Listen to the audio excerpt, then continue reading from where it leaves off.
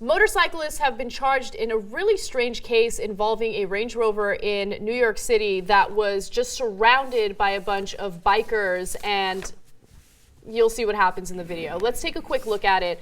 No one knows how this dispute started yet. However, a Range Rover was driving, and then he got surrounded by a bunch of bikers. And then, since he was basically blocked, he decided to run over some bikers, and one of them got very severely injured as a result of it. We think that the biker is probably going to be paralyzed for the rest of his life. So one biker suffered broken legs and apparent spine injuries when the SUV ran over him and may be paralyzed. A second biker suffered a leg injury. Right. So what's interesting is now the guy who ran over the bikers has not been arrested, and you're going to see why. So yeah. He's got his family in there. He's got his wife, and he's got a toddler in the car. A 2-year-old. Right. And then when they catch up to him, because obviously they're enraged about what happened, the bikers are, and then they go to get him, then they start committing violence on him. Yeah, and we have a second tape on that. So the driver is trying to get away from them, and it's really difficult to do so. So finally, he actually exits the highway, and once he exits the highway, you'll see what happens. And so here he is on the street, and the bikers are not letting him go.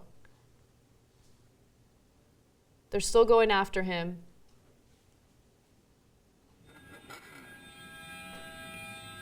One guy takes his helmet and starts busting the window open, the driver's side window. The second biker is trying to bust the second window, the passenger side. That's where the toddler is. So imagine how scared you are to have all these bikers surrounding you. You have your family in the car, you have your wife and the toddler. And I'm not saying what the Range Rover driver was doing was right. You shouldn't run someone over. I don't know what started the altercation. Right now the story is very, very sketchy. We need to know exactly how this started and why it happened. Well, in the beginning of that second video, you see that somebody seems to be trying to open the door of the Range Rover. That's when he hits the gas pedal and runs over the guys, right? And the cops see right there, right? And that's when he takes off, and that's when he runs over the bikers, right?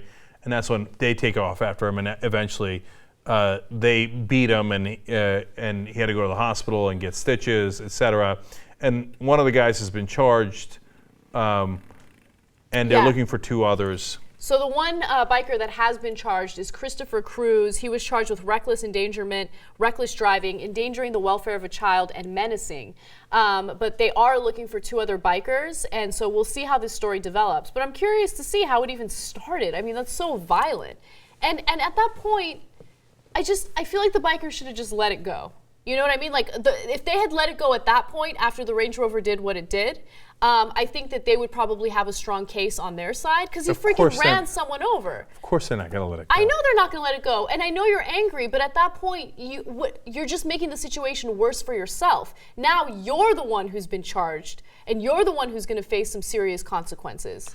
Yeah, I'm torn about this story, and we just need a lot more investigation to know about the original altercation. Exactly. Because if the original altercation, it was seemed as self-defense for the guy in the Range Rover, and he's really worried about his kid, etc., then okay, maybe not pressing charges against him makes sense.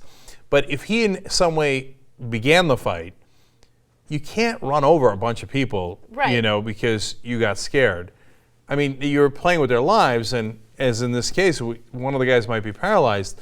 So it's a very complicated situation. On the other hand, of course, if you're surrounded by these guys and it looks like they're trying to do you harm, and if you notice at the tail end of that video we just showed you, one of the bikers gets in front of him and then slows down, and so he winds up bumping that biker as well. That's because they're trying to get him to stop. That's really dangerous too.